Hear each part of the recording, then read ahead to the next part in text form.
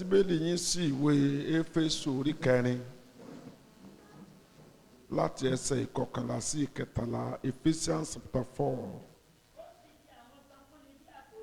Ó fi àwọn kan fúnni bí àpòstélì, àwọn mìíràn bí wòlíì, evangelist, olùṣọ́ àgùntàn àti olùkọ́ni. Fún kíni? Fún àṣepé àwọn ènìyàn mímọ́. Màá béèrè ìbéèrè kan lọ́wọ́ gbogbo yín báyìí, ẹ máa gbáradì o. Gbogbo ẹ̀bùn márààrún tí wọ́n kà sílẹ̀ yẹn, àwọn irinṣẹ́ Ọlọ́run nínú ìjọ ni, àwọn ìránṣẹ́ Ọlọ́run tá a fojú rí. Àpòstélì, ó pe ẹlòmíì bí àpòstélì, kí ló tẹ̀lé? Ó pe àmì bí wòlíì, kí ló tẹ̀lé? Ó pe ẹlòmíì bí ajínrere, kí ló tẹ̀lé? Ó pe ẹlòmíì bí pásítọ̀, kí ló tẹ̀lé? Ó pe ẹlòmíì bí olùkọ́ni. Ẹ̀bùn Ọlọ́run fún ìjọ nìyẹn. Ó wá ní fún àṣepé àwọn wo lè nìyẹn mímọ́ ìjọ Ọlọ́run kìrìsìtẹ́nì, fún àṣepé àwọn ènìyàn mímọ́. Now tí a bá wá pe apostle, evangelist, bí wọ́n ṣàṣètò márààrún yẹn, tá a bá wá pè wọ́n sí ní ẹ̀bùn Ọlọ́run fún àṣepé ìjọ, ẹ̀bùn Ọlọ́run fún àṣepé ìjọ, a ò sì wí torí tí bẹ́ẹ̀ nìyẹn sọ nìyẹn pé fún àṣepé àwọn ènìyàn mímọ́, fún àṣepé ìjọ. Ìbéèrè tí wà gbogbo yín sì ni pé gbogbo àwọn tá a wá kà á lẹ́ márààrún pátá yìí, olùkọ́ni ni o, olùṣọ́ àgùntàn ni o, wòlíì ni o, ajínrere ni o, apostoli ni o, hallelujah. Kí ni ohun èlò gbogbo wọn? Irinṣẹ́ wo ni a ní? Àjẹ́ pé tí mo bá ń sọ fún ọ láàárọ̀ yìí pé ẹ̀bùn Ọlọ́run fún àṣepé, mò ń sọ nípa ẹ̀mí mímọ́. Ẹ̀mí mímọ́ ni ẹ̀bùn Ọlọ́run fún àṣepé. Gbogbo wọn tá a kà á lẹ̀ yẹn, ìgbà ẹ̀mí mímọ́ bá wọnú ayé wọn tó gbé wọn wọ̀ ni wọ́n tó lè ṣiṣẹ́ tí Ọlọ́run fẹ́ kí wọ́n ó ṣe. So ẹ̀bùn Ọlọ́run fún àṣepé ni ẹ̀mí mímọ́. Mo fẹ́ sọ fún yín láàárọ̀ yìí pé kò sí nǹkan kan tó ṣeé ṣe láṣepé tí ò bá ti sí ẹ̀mí mímọ́ ń bẹ. Ẹ jẹ́ ẹran létí díẹ̀. Nínú dídá ayé ẹ̀mí ló ṣe àṣepé. Nínú kí mo pè é? That is Genesis chapter 1 verse 2. Nígbà tí òkùnkùn bojú ibú mọ́lẹ̀, tó kùnkùn bo ibú, ẹ̀mí Ọlọ́run sì ń ra bàbà. Ìgbà tí ẹ̀mí Ọlọ́run dé ni ìmọ́lẹ̀ dé. Ìgbà tí ìmọ́lẹ̀ dé ni gbogbo nǹkan mèremère tí ń bẹ nínú ayé ló tó dúró. Láìsí ẹ̀mí mímọ́, kò ní jẹ́ kí nǹkan kan rí kankan kí kó dúró. Nínú dídá ayé ẹ̀mí ló ṣiṣẹ́ àṣepé. Nínú ìṣẹ̀dá ènìyàn ẹ̀mí ló ṣe pé.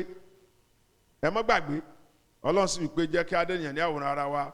Ọlọ́run sì mú erùpẹ̀, mo ti wà ní orí kejì ìwé Genesis ẹsẹ̀ ìkeje. Ó sì mú erùpẹ̀, ó fi mọ ènìyàn. Nígbà wá mọ èèyàn léèpẹ̀ kalẹ̀ tán, ṣé èèyàn lè gbápá ni? Ó lè gbẹ́sẹ̀. Kí àṣepé sẹ́yìn ó tó ṣẹlẹ̀, kí ló ṣẹlẹ̀? Ó mí ẹ̀mí ìyè ni ẹ̀mí mímọ́. Praise the Lord. Ìgbà tí ẹ̀mí ìyè wọnú ayé ènìyàn sì di alààyè ọkàn. Praise the Lord. Ẹ̀mí mímọ́, ẹ̀bùn Ọlọ́run fún àṣepé ní ẹ̀mí mímọ́. Nínú iṣẹ́ ìránṣẹ́ Jésù Olúwa, nínú ìwàsáyé Jésù, bó ti wà ní Luke bẹ́ẹ̀ yẹn chapter 1 verse 35. Ìwàsáyé Jésù Olúwa, ẹ gbọ́ mi dáadáa sà. Áńgẹ́lì wí fún Màríà, ó lóyún, ó bí ọmọkùnrin kan, kíní kan, nǹkan. Ìwọ ènìyàn Ọlọ́run, ń tó wí ìyá àṣírí bẹ́ẹ̀, torí pé múndíá ni mí, ẹ̀mí mímọ́ yóò tọ̀ wá, agbára ọ̀gá ògo yóò sì.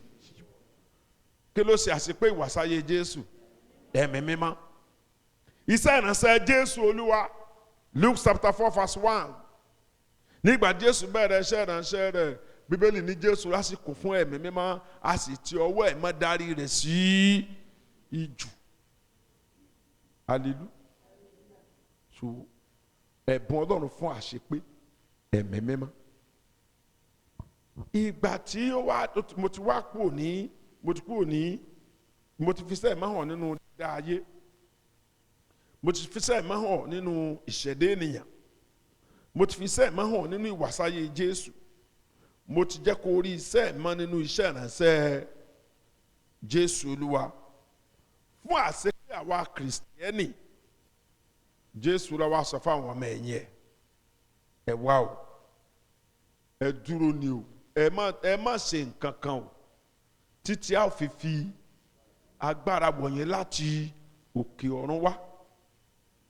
Ìyẹn ni pé if you try to do anything without Holy Spirit, yóò yíwọ́.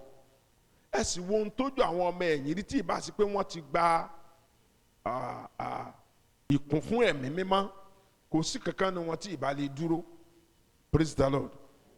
Ẹ̀mí mímọ́ ni Jésù jẹ́ kó yé wọn wípé òun ni yóò ṣe àṣepé iṣẹ́ tó ń gbélé wọn ní lọ́wọ́. Ó ti sọ. Ìjọ tó wá ń gòkè lọ sí ọ̀run ló wá fi èdìdí dì. Ìgbà làwọn ọmọ ẹ̀yìn wá mọ̀ pé kò sí nǹkan kan tán gbọ́dọ̀ dáwọ́lé láìsí. Ẹ wo ohun tó máa ń dùn mí, ó máa ń dùn mí gan. Dáàdì mo fẹ́ bẹ̀rẹ̀ ẹsẹ̀, ẹ fàdúrà ràn mí lọ́wọ́. Ẹlòmíì àti ẹ̀kọ́ṣẹ́ wà ní iṣẹ́ mélòó ni kí n ṣe, èwo ni kí n ṣe, iṣu ni kí n ta ní àbò bíi gbàǹjà àbí kí n lọ́ mọ́ àwọn olóbi gbàǹjà ọ̀dà bọ́yàn kò tí lówó ń jẹ àbí kòkó ni kí n máa ta. Ẹ wo èmi ń tèmi sí ẹlòmíì àmọ́ kọ́ wa ẹ sì máa gbọ́. Mo wá máa ń sọ fún wọn wípé ọmọ tí Sáàmù sọ lórí kìíní ni ohunkóhun tí o bá fi ọwọ́ rẹ lé yóò máa ṣe déédéé. Èwo ni kọsẹ́ 15 èèmú kan lọ dáwọ́lé, ṣùgbọ́n ọ̀pọ̀lọpọ̀ ní ìgbàgbà àfi tí ọba tó bá mú kan ìkẹtẹ ẹ bá bá mú yẹn kò ní ṣe lóṣù 3 náà tí ẹ pátì because ẹ̀mí mímọ́ tí ó mú kó ṣe àṣeyọrí kò sínú ayé wòlíì ò sì ní máa bọ́ ọ lọ ṣọ́ọ̀bù kí mo ní òní ṣe kódà kọjá wọlé ó bí kò ní bọ́ ọ lọ ṣọ́ọ̀bù bó bọ́ ọ lọ ṣọ́ọ̀bù á jẹ́ pé ò ní sẹ́nu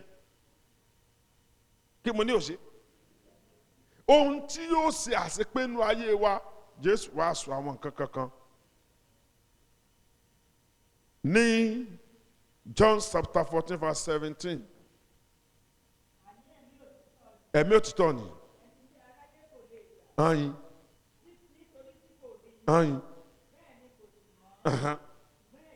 ẹ̀yin mà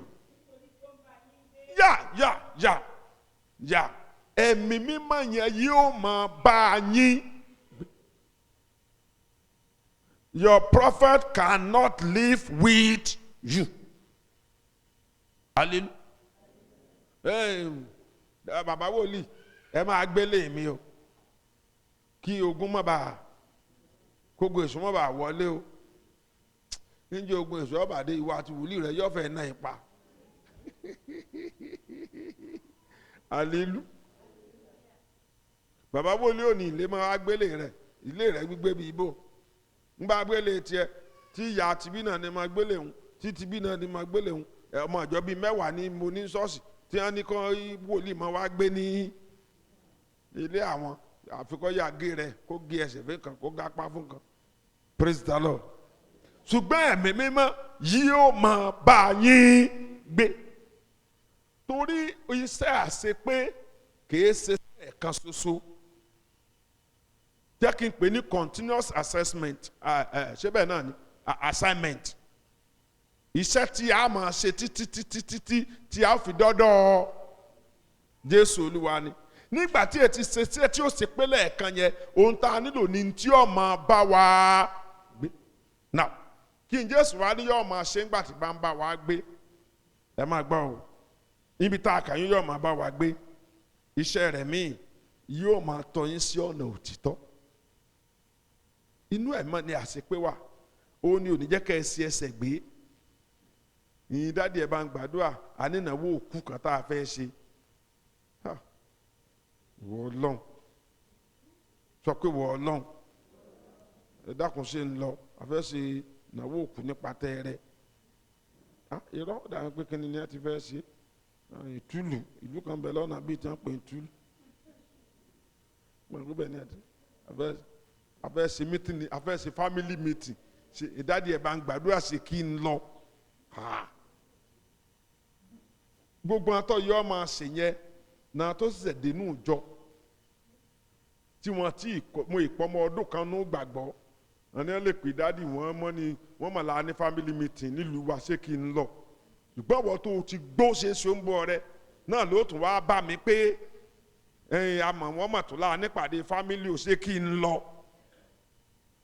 alelu nígbà Jésù ní ẹ̀mọ́ yóò máa bá ọ gbé 1 2 yóò máa tọ́ ọ sí ọ̀nà òtítọ́ mo sì ti àwa Ọlọ́run ti wá kọ́ mi mo ti gbọ́n nìsín kí ni mo ti ṣe tẹ bá ti gbèrú ẹjọ́ bẹ́ẹ̀ wà ní ìsìtìbò tí gbọ́tọ̀ pẹ́ nù jọ ni ìyín kí ló wí ìyín kí ni kan Olúwa gbàdúrà fọmọdé ẹ lọ́ máa gbàdúrà kò jù bá ń lọ. tòun ti ń bẹ tọ́bẹ̀ ìjọpọ̀ tá a fi ń bá a bọ̀ la fi ń bá a bọ̀ níjọ́ ń bá kulẹ̀ wà wúlí mi lọ. alelu báńkì dáadáa òkè kò ní ńlá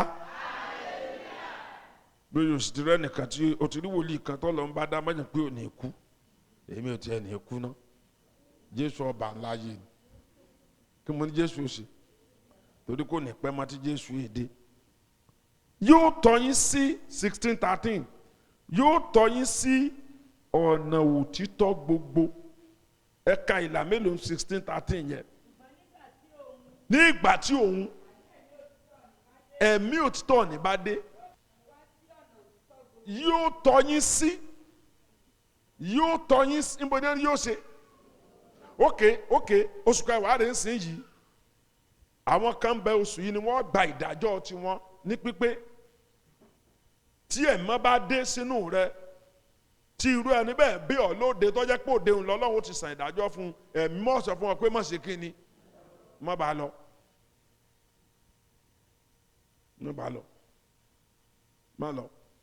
má lọ tàbí kó dijọ́ tẹ́ ẹ fẹ́ lò ní tẹ́ ẹ tijọ́ tó ti lọ sọ́ọ́lẹ̀ látàlẹ́ àná kí lẹ̀ má kẹfọ́rí ibùkún kò kí ọ kó máa sàn ọ gbọ́n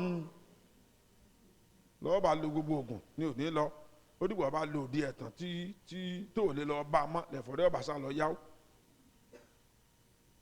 hallelujah yóò tọ́ yín sí kó má bàa sí àsìrìn kó má bàa sí sísínà kó má bàa sí sísọnù yóò tọ́ yín sí ọ̀nà òtítọ́ gbogbo ọ̀nà òtítọ́ mélòó ọ̀nà òtítọ́ pọ̀ gan ibi tó yẹ kó rìn ọ̀nà òtítọ́ àkọ́kọ́ ni pé yóò tọ́ wípé inú Jésù ló gbọ́dọ̀ dùn sí o òun lọ̀nà òtítọ́ fine number 1 yóò tọ́ sí ọ̀nà òtítọ́ pé má lọ báyìí ni ó lọ gbogbo ayé bá ní báyìí tewu bá ń bẹ́ ń bẹ́ ẹ̀mọ́ sọ fún wọn pé báyìí ni kí wọ́n ó gbà á so ẹ̀bùn Ọlọ́run fún àṣepé ẹ̀mí mímọ́ lórúkọ ẹ̀ yóò tọ́ yín sí ọ̀nà omi yóò máa sọ ohun tí ń bọ̀ fún yín yóò ṣe kíni yóò máa sọ fún yín Jésù ní kì í ṣe gbogbo ohun tí ń bọ̀ ní wàá sọ fún yín tánìsì ìbòlẹ̀ ẹ̀ gbà sí ọpọlọ wo lẹni tẹ́ kó tí ń bọ̀ ní ẹgbẹ̀rún ọdún méjì ẹgbẹ̀rún ọdún mẹ́ta sísìn yìí kì í máa sọ fún yín ọpọlọ wo lẹ́ ṣe kíni lẹ́ẹ̀kọ́ sí ìgbà àyàwó lẹ fẹ́ dì sí praise the Lord ṣùgbọ́n ní ìgbà tí ẹ bá gbẹ ẹ̀mí mímọ́ yẹn òun ni yóò máa sọ ohun tí ẹ dákun ṣé méjèèjì kò tí ì dáa ni yóò tọ́ sí ọ̀nà òtítọ́ yóò sọ ohun tí ń bọ̀ ẹkẹsẹ̀ 13 yẹn parí kò ní sọ ti ara ẹ o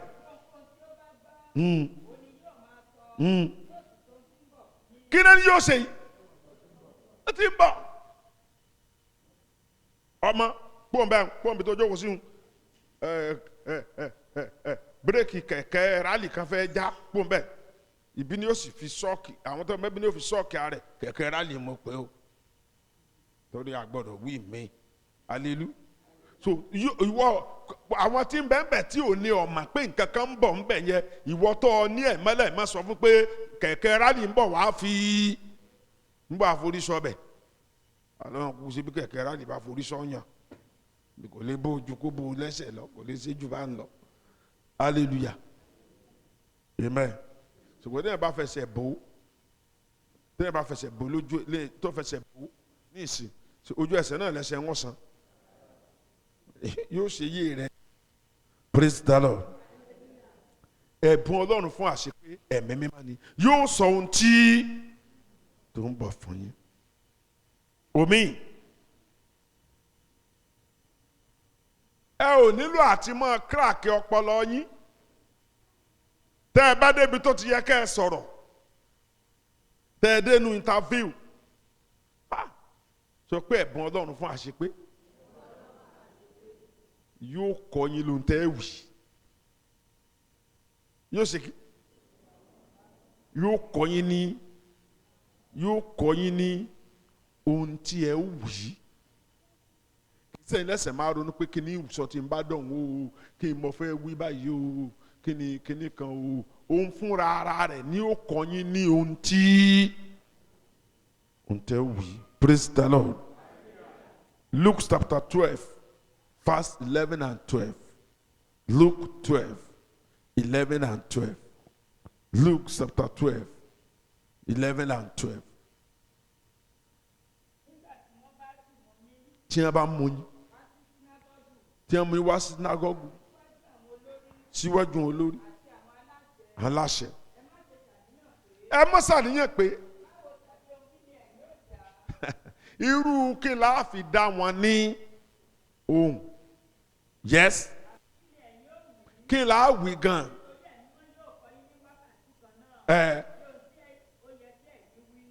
Kí ni yóò ṣe tí o ti mọ̀ ṣàṣepé báyìí. Ẹ̀bùn Ọlọ́run fún yóò kọ́ yín ní wákàtí kan náà ohun tó yẹ kẹ́ ẹ wí. Hallelujah. Omi yóò máa gbà láti ọ̀dọ̀ mi fún yín. A líǹkì yín mọ́ mi lọ́run. Ẹ̀yin wà láyé, èmi wà lọ́run, fine. A wá so yín pọ̀ mọ́ mi, a wá máa gbà láti ọ̀dọ̀ mi fún yín. A wá jẹ́ pé ọ̀dọ̀ mi ni orísun gbogbo ohun tí ẹ tẹ́ ẹ ní, gbogbo ohun tẹ́ ẹ jẹ́ pátá, ọ̀dọ̀ mi lórísun rí ó ti máa. Jésù ló jẹ́ kó yàn mí ẹ̀yìn ẹ̀ bẹ́ẹ̀. Kò ní sọ ti ara rẹ o. Ọ̀dọ̀ mi ni ó ti máa gbà fún yín o. Praise the Lord. John 16:15. John 16:15. John 16:15. Mi gbọ́. 16:15, yes. Tèmi ni. Yóò gbà nínú tèmi. Yóò sọ fún yín. Tó bá jẹ́ ní ojú tara ẹ̀ ní rí mi mọ́, ṣùgbọ́n ẹ̀mọ́ yóò máa gbà nù tèmi fún. Praise the Lord. Odijọ́ tí Jésù ò bá tó ní ìṣúra mọ́, kí ọmọ Ọlọ́run tó wá ìṣúra tì. Ṣùgbọ́n tí ó jẹ́ kí ìṣúra rere ọtí ọ̀pọ̀lọpọ̀ ọmọ Ọlọ́run lọ́wọ́ ni wípé ẹni tí ó gbà fún wa àní. Ta ni Bíbélì ní yóò gbà fún wa? Mi gbóyin dáadáa. Ẹ ṣé. Sẹ́ni Kìrìsìtẹ́nì tí yé rẹ̀ bá sí yóò mọ̀ pé òun ò nílò àdúrà púpọ̀. Àdúrà tá a nílò jù ní ẹ̀mí mímọ́. Tẹ́mi mọ́ bá ti dé àti agbára ẹ̀, ìṣẹ́gun ni ó tẹ̀lé, breakthrough máa tẹ̀lé. Gbogbo bàbá nínú Olúwa tí wọ́n dín ńlá lónìí kò sí ntọ́sí wọn dín ńlá ju ẹ̀mí mọ́ lọ. Hallelujah. Ìdí nílá àwọn bàbá ló ń ta ìjọba Nàìjíríà láti ẹ̀ fi lọ gbófin kan jáde ńsìn. Ṣé ẹ fẹ́ mọ̀fin? Kọ́lọ̀ mọ́jọ orí èèyàn ọ̀dà òní mi ọmọ bí wọ́n ṣe lo òfin ni wípé ìjọba ní ọmọ yan àwọn tí ọmọ lọ ṣàbójútó owó ṣọ́ọ̀ṣì.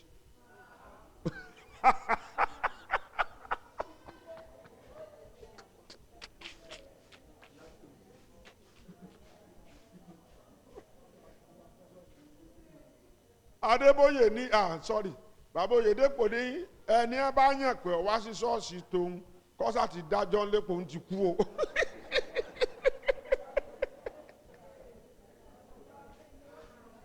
Suleiman náà sọ̀rọ̀.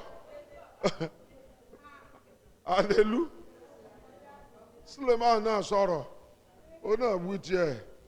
Ọlẹ́ni tí wọ́n bá yàn ẹni ìjọba bá ti yàn pé ṣọ́ọ̀ṣì ń ló kù tí iṣẹ́ gbé lọ. Kọ́sọ̀ bí wọ́n sì ń sílẹ̀ tó mọ̀ bọ̀.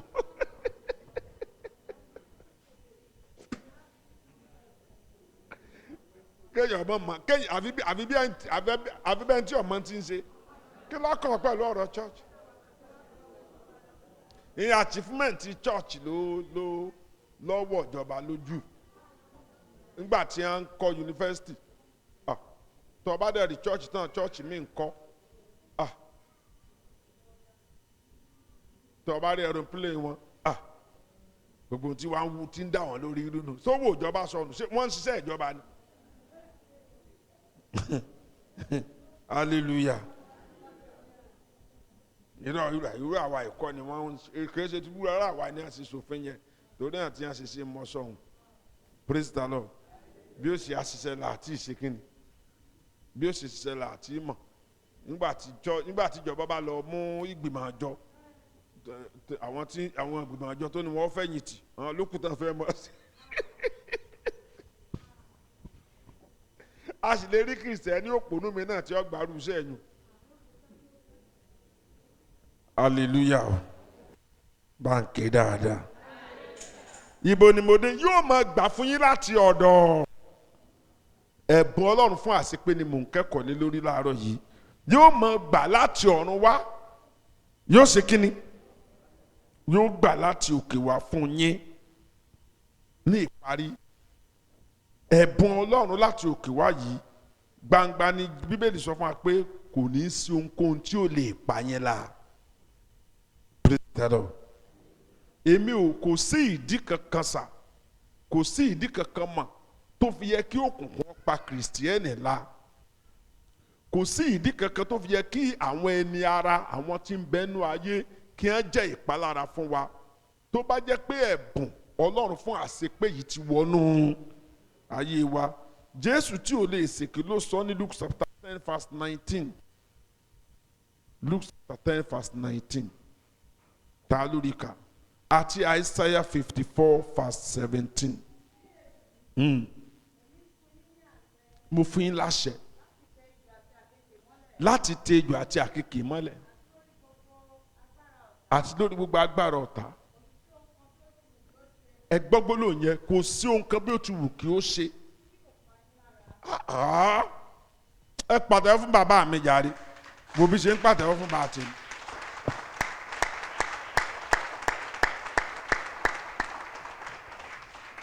hallelujah kò sí ohun kan bí ó ti wù kó ṣe kò sí bó ti wù kó lágbára tó kò sí bó ti wù kó gbọ́n tó kò sí bó ti wù kó wà nínú ẹgbẹ́ ìmùlẹ̀ tó tí ó lè ṣe kíni tí ó lè pa yín lára ẹ sọ pé ẹ̀bùn ọlọ́run fún àṣepé ńgbà dé Isaiah 54:17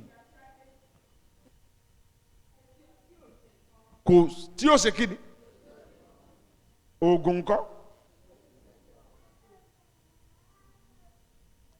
àpètà ńkọ́ àbìlù àtàránṣí kò sí ohun ìjà tí a ṣe sí ọ tí ó lè ṣe nǹkan yes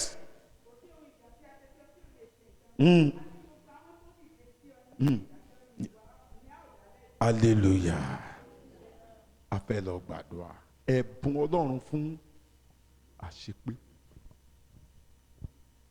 praise the Lord ẹ̀bùn tọ́lọ́run fún ìjọ fún àṣepé mo gbàgbé mo ti bẹ̀rẹ̀ mo bẹ̀rẹ̀ lórí àwọn irinṣẹ́ márùn tí ń bẹ nínú ìjọ apostoli bó la ṣe tò lẹ́ẹ̀kan bó la ṣe ka apostoli wòlíì evangelist olùṣọ́àgùtàn olùkọ́ni fún àṣepé àwọn ènìyàn mímọ́ mo wá jẹ́ kó yé ọ wípé kò sí kankan nu wọn tó lè dá nǹkan kan ṣe láì sí ẹ̀mí mi yẹn ni pé ẹ̀mí mímọ́ nínú wọn ló ń ṣe iṣẹ́ àṣepé yẹn so ó ti wá jẹ́ oore ọ̀fẹ́ sìn kò dìgbà tó wá jẹ́ apostu kò dìgbà tó jẹ́ wòlíì kò dìgbà tó jẹ́ olùṣọ́àgùtàn kò dìgbà tó jẹ́ ajínrere kò dìgbà tó jẹ́ olùkọ́ni kí ẹ̀mí ó tó ṣiṣẹ́ àṣepé nínú ayé rẹ irinṣẹ́ kan ṣoṣo tí Ọlọ́run fi ń ṣe àṣepé ní ẹ̀mí mímọ́ mo fi hàn ní ìgbà dídá ayé bẹ́ẹ̀ má ṣe ṣiṣẹ́ àṣepé ní ìgbà dídá ènìyàn ṣé bẹ́ẹ̀ ni ẹ̀ má ṣiṣẹ́ àṣepé ní ìgbà ìwàsáyé Jésù kí ló ṣe iṣẹ́ ìrànṣẹ́ Jésù ńkọ́ kí ló ṣe iṣẹ́ ìrànṣẹ́ àwọn àpòstélì ńkọ́ ẹ wò bí àwọn àpòstélì ṣe gúnlẹ̀ láyọ̀, gbogbo wọn ló gúnlẹ̀ láyọ̀. Èyí tí ò gúnlẹ̀ láyọ̀ nù wọn kò fẹ́ kàn gba ẹ̀mí mímọ́, ta ni? Júdásì ò sínú àtọ́gbẹ́ ẹ̀mí mímọ́ náà, ṣé mo gbà? Torí kò sí mọ́ ńgbà tí ọjọ́ Pentecost ẹ̀ máa wọnú àwọn àpòstélì. Ẹ lọ ka Bíbélì dáadáa, gbogbo àpòstélì mọ́kànlá tó ṣẹ́kù àti Màtáyà tí wọ́n yàn tó sí kejìlá wọn tí ẹ̀mí mímọ́ bà lé ní ọjọ́ Pentecost, kò sí ní tí ò sí àṣeyọrí nínú wọn. Praise the Lord. Kí ló jẹ́ wọn ṣàṣeyọrí? Ẹ̀mí mímọ́ aláṣepé. Ẹ dìde ńlẹ̀, ẹ sọ pé ẹ̀mí mímọ́ aláṣepé. Bó ṣe gbàdúrà láàárọ̀ ẹ nìyẹn, mi ní àkókò tó pọ̀ rárá.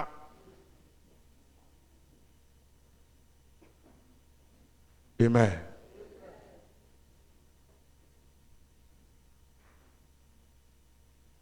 Sọ pé yóò dáa fún mi. Ẹ̀mí mímọ́ wọnú ayé mi, bó máa ṣe kọ́ nílẹ̀ kan. Ẹ̀mí mímọ́ wọnú ayé mi, wọnú ayé mi, kó wá ṣiṣẹ́ àṣepé. Ó yá sọ bẹ́ẹ̀ o.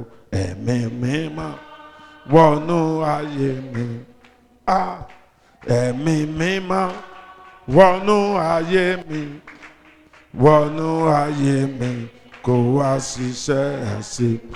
Ẹ̀mí mímọ́, ẹ̀mí mímọ́, ẹ̀mí mímọ́ o, ẹ̀mí mímọ́ wọnú ayé mi, wọnú ayé mi, kó wá ṣiṣẹ́ àṣepé. Ẹ̀mí mímọ́ wọnú ayé mi, ẹ̀mí mímọ́ wọnú ayé mi, wọnú ayé mi, kó wá ṣiṣẹ́ àṣepé. Ẹ̀mí mímọ́ wọnú ayé mi, ẹ̀mí mímọ́ wọnú ayé mi, wọnú ayé mi, kó wá ṣiṣẹ́. Ẹ̀mí mímọ́, ẹ̀mí mímọ́ wọnú ayé mi wá, wọnú ayé mi. Ẹ̀mí mímọ́ o wọnú ayé mi, ẹ̀mí mímọ́ wọnú ayé mi. Ẹ̀mí mímọ́, ẹ̀mí mímọ́ wọnú ayé mi, ẹ̀mí mímọ́ wọnú ayé mi. Jésù Olúwa wa. Àmín. Àmín. Ọkàn rẹ gbàdúrà ìṣẹ́jú tá a ní kéré. Ẹ pe orúkọ Jésù Olúwa tó. Ẹ̀mí mímọ́ aláṣepé. Ọ̀yá gbé mi wọ̀ lọ́tùn. Ẹ gbàdúrà bẹ́ẹ̀.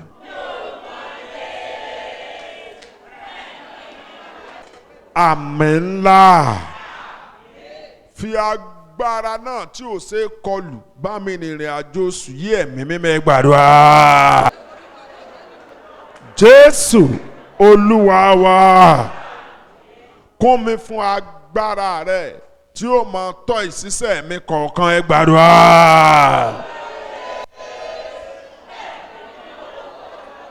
Jésù Olúwa wa. Ẹ̀mí mímọ́ kúnnú mi kí n má bàa ṣe ẹ̀ṣẹ̀ gbé, ẹ gbàdúrà.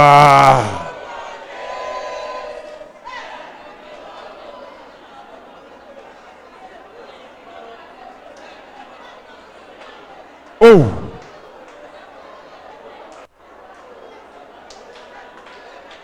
Kúnnú ayé mi kí n má bàa ṣe ẹ̀ṣẹ̀ gbé.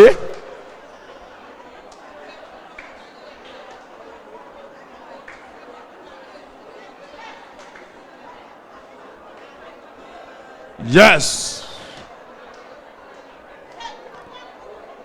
Yes. Jésù Olúwa wa. Ẹ jẹ́ abẹ́ mọ́ lọ́wọ́ yìí o. Ẹ̀rù àṣeparí kan àti àṣepé kan tó yẹ kó bọ̀ ní o. Róòmù orí kẹsàn-án ẹsẹ̀ 28. Ẹ jẹ́ abẹ́ mọ́ lọ́wọ́ o. Aago mẹ́jọ mọ́ sórí ọ̀fẹ́ fún ọ láàárọ̀ yìí o. Tí ọba ti wá tó kọ́ ṣẹ̀ṣẹ̀ bẹ̀rẹ̀ tiẹ̀, kọ́ gbá aago, kọ́ mú microphone kọ́ bẹ̀rẹ̀. Hallelujah. Romans chapter 9 verse 20. Ẹ máa gbọ́ o, Olúwa yóò mú ọ̀rọ̀ rẹ̀ ṣẹ lórí ilẹ̀ ayé, yóò parí ẹ̀, yóò parí ẹ̀, Ọlọ́run yóò parí ọ̀rọ̀ rẹ̀. Àmì máa ní àní Bíbélì yẹn ni yóò mú ọ̀rọ̀ rẹ̀ tó ti sọ lórí ilẹ̀ ayé ṣe, yóò parí ẹ̀. Tẹ́ bá dẹ̀ máa ń tọ́ lọ ń sọ lórí ilẹ̀ ayé kì í ṣe ń tọ́ da. Ẹ wá sọ fún Ọlọ́run agbára ẹ̀mí mímọ́ tí n fi ní jìyà pẹ̀lú ayé, agbára ẹ̀mí mímọ́ tí n fi ní sọnù pẹ̀lú ayé, agbára ẹ̀mí mímọ́ tójú mi ò fi ní rí bí ojú ayé ò ṣe rí, Ọlọ́run gbé wọ̀ mí. Ẹ gbàdúrà.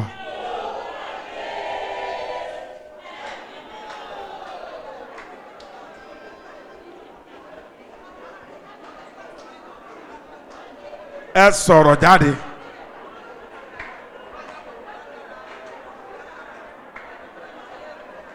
Ẹ sọ̀rọ̀ jáde.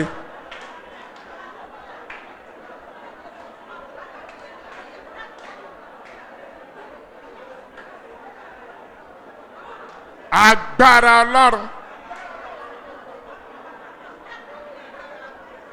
Gbọ́ àdúrà Jésù Olúwa wa.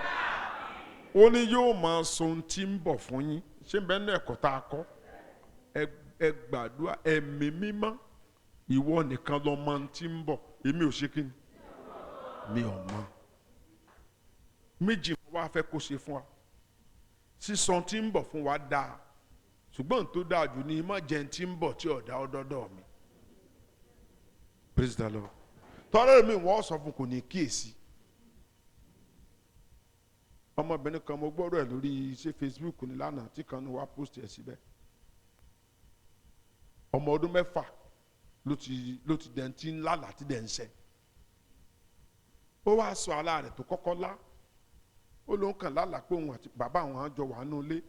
Ló wá rí pé àwọn èèyàn 3 kan wọṣọ dúdú. Wọ́n wá gbé bàbá àwọn, wọ́n gbé lọ. Ló wá pé kí ẹ bá wọn fi bàbá wọn lẹ̀, kí ẹ má gbé bàbá wọn lọ. Wọn ṣàgbé wọn ṣàgbé lọ.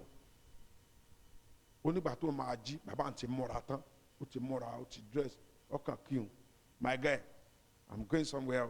Wọ́n á bẹ̀rẹ̀ sí dáàdi mi ẹ má lọ, òun ní jẹ́ kẹ́ ẹ lọ, ọmọ ìjẹ́ ń lọ, ọmọdé bí ọ̀pá wà. Ó ló ń sunkún gan pé kí ẹ má lọ pé òun rí pé àwọn kan jiyàn gbé. Ó ní bàbá sọ pé àlá ọmọdé, bàbá ẹ̀ sá lọ kọ̀ bọ̀. Kò ṣe kí? Sẹ́yìn pé Ọlọ́run sọ tí ń bọ̀ fún wọn. Àwọn ẹ̀mí òkùnkùn làwọn tí wọ́n wọṣọ dúdú yẹn. Ó ní bó ń ṣe dán ọmọ tí ò ní bàbá má láti ọmọ ọdún 6 nìyẹn. Kéka ní bàbá ń gbọ́njọ́ náà ní tó dúró sínú létí ọ̀lọ́. So wá sọ alámì tó láǹpa Nàìjíríà pẹ̀tọ́ kí gbogbo àwọn aláṣẹ tí wọ́n bá lè orí ọ̀fẹ́ àti bá ń tàn kí wọ́n bó ń tàn ká o. Now ọ̀tọ̀ ni sísọ tí ń bọ̀ fún yàn, ọ̀tọ̀ ni kó kúkú má jẹ́ tí ń bọ̀ yẹn ó dé. Tó lè gbàdúrà ẹ̀mí mímọ́ bí o ṣe wínú ìwọ aláṣepé ìjọ gbà mí tọmọtọmọ lọ́wọ́ ohun búburú tí ń bọ̀ wàá ṣẹlẹ̀ ẹ pé Jésù. má jọ ohun tí ò dáa tí ń bẹ́nu oṣù yìí kankan ó dé ọ̀dọ̀ mi ẹ gbàdúrà. àwa gbà mí tọmọtọmọ lọ́wọ́ ohun búburú tí ń bẹ lóṣù kẹwàá ẹ̀mí mímọ́. Olúwa wa sí àṣepé ààbò rẹ̀ lórí mi àti ilé mi lóṣù yẹn gbà á. Ẹ̀mí mímọ́ sí àṣepé ààbò rẹ̀ lórí mi àti ilé mi. Sí àṣepé ààbò rẹ̀ lórí ayé àtọmọ. Sí àṣepé ààbò rẹ̀. Sí àṣepé ààbò rẹ̀. Sí àṣepé ààbò rẹ̀ lórí mi àti ilé mi. Sí àṣepé ààbò rẹ̀ ẹ sọ̀rọ̀ o. Sí àṣepé ààbò rẹ̀ lórí ọmọ mi. Sí àṣepé ààbò rẹ̀ ní ìrìn àjò mi lóṣù yìí. Jésù Olúwa wa wàá bá ń tún gbà ní ìrìn àjò mi lóṣù kẹwàá, ní ìrìn àjò ọkọ̀ ayọ́mọ mi ẹ̀mí mọ̀ sí àṣepé ààbò ẹ gbàdúrà.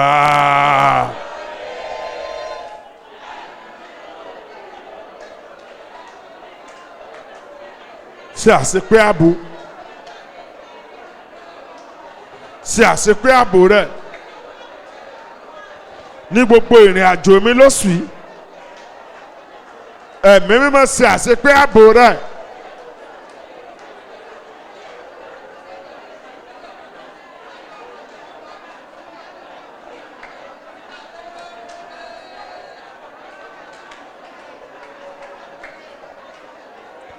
Ẹ sọ̀rọ̀ lórúkọ ńlá Jésù Olúwa wa. Afẹ́fẹ́ ẹ̀mí mímọ́ fẹ́ ibi dànù lórí mi. Afẹ́fẹ́ ẹ̀mí mímọ́ fẹ́ ibi dànù lórí ilé mi. Ẹ sọ dàdúrà o. Orúkọ Jésù. Fẹ́ ibi dànù.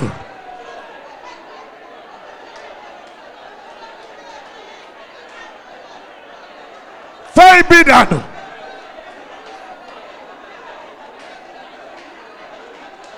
Lórí mi àti ilé mi. Afẹ́fẹ́ mi mímọ́ o. Fẹ́ ibi dànù.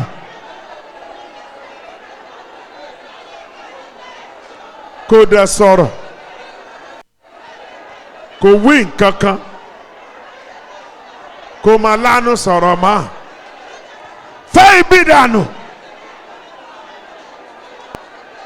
Lórúkọ Jésù Olúwa wa. Mẹ́ta ló kù. Ẹ má ṣe àṣepé ìdájọ́ lórí gbogbo ẹni tó bá gbọ́wọ́ ibi sókè sí mi lóṣù. Ṣe àṣepé lórí ẹ gbà ládùúrà.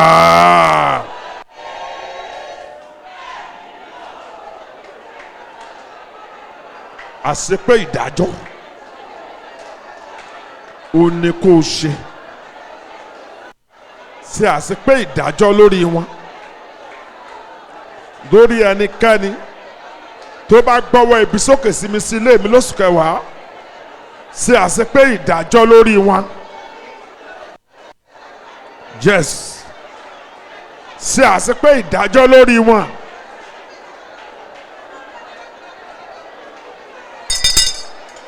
Àmín ńlá. Ẹ tún gba nọ́mbà 2 mẹ́ta mo ló kù. Gbogbo ohun tó múra àti pamela lóṣù yìí. Alelu. Ẹ má dìde kó tako.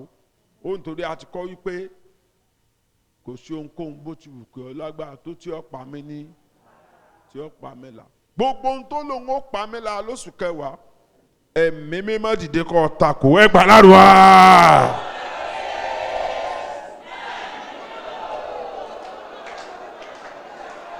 Dìde kó tako. Dìde kó tako. Gbogbo tó lòun ó pa mí là pa ya pọ̀ mọ́ là. Ẹ má dìde kó tako. Bẹ́ẹ̀ni.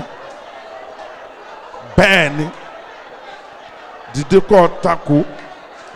Gbọ́ àdúrà náà. Jésù Olúwa wa. Ẹ má ṣe bẹ́ẹ̀. Ògo ni forúkọ Olúwa. Wá ṣe àṣepé oore fún mi lóṣù yìí. Ohun rere tó dáwọ́ lẹ́nu ayé. Ẹ má ṣe àṣepé ẹ̀ ní oṣù kẹwàá. Ṣe mí lóore àṣepé. Ẹyọ kan tó kùnú mi ní fi kún. Ṣe mí lóore àṣepé. Ṣé kí? Ohun rere tó dáwọ́ lẹ́nu ayé mi ṣe yọrí lóṣù yìí. Ẹ bẹ̀rẹ̀ àdúrà. Orúkọ ńlá Jésù Kristi. Ṣe mí lóore àṣepé lóṣù kẹwàá.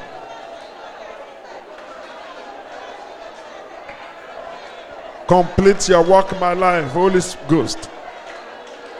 Complete your work in my life. Ṣe àṣepé iṣẹ́ rẹ láyé.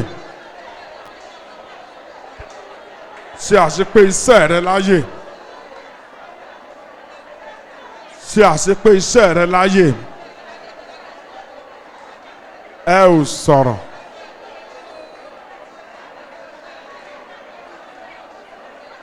Ṣe àṣepé iṣẹ́ rẹ. Ṣe mí lóore àṣepé lóṣù yìí. Ẹ má ṣe mí lóore àṣepé.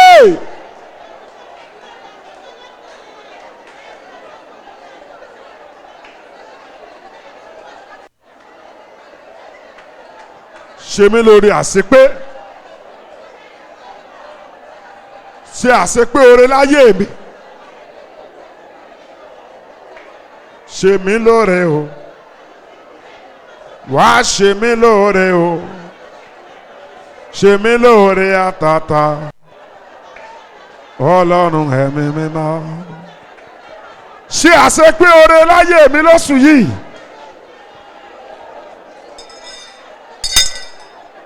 Lórúkọ Jésù Olúwa wa. Orúkọ Jésù. Ó kéré. Gba ọpẹ́ ìwọ ẹ̀mí mímọ́. Gba ìyìn ìwọ ẹ̀mí mímọ́.